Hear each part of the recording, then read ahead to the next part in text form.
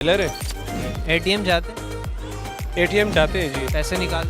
जी निकालते हैं। एटीएम का फुल फॉर्म क्या है? फुल फॉर्म मीनिंग तुमसे ना हो पाएगा। मतलब एटीएम ए का मतलब एटीएम हाँ। एटीएम जी। फुल फॉर्म आजा तुझे मना लूं। आ जा तुम्हें। अच्छा इस तरह। एटीएम का फुल फॉर्म होगा ना?